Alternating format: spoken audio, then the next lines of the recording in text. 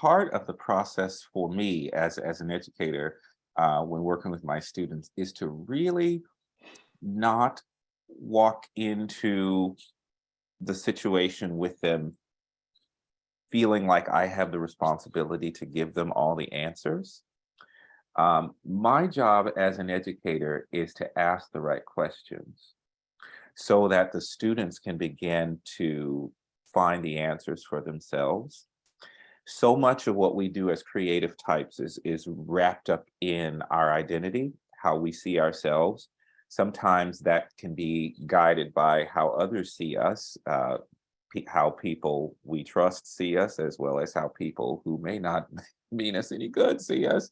But all of those experiences and come together to help us to form an identity. And it's something that's not not to be taken lightly, I tell my students, because the essence of who you are is always going to manifest itself in not only the art you create, but in the words that come out of your mouth and the thoughts that you have in everything. And so how you best begin to wrestle with that and see that for what it is really sort of a foundational process that helps the artist to then begin to engage one's identity and aspects of it and harness it in ways that one can create something hopefully very unique, very special, and very exciting.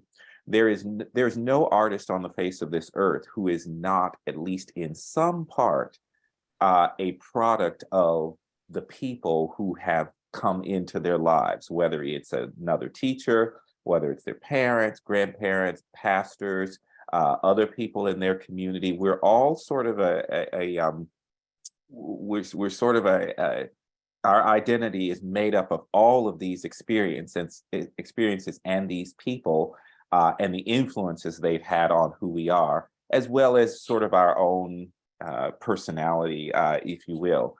So each and every individual has a unique opportunity to find that and to shape that. And I think that that's part of our process just as human beings on this earth, to find that.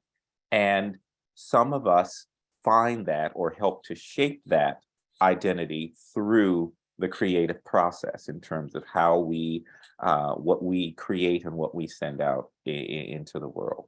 And that's how I work with my students.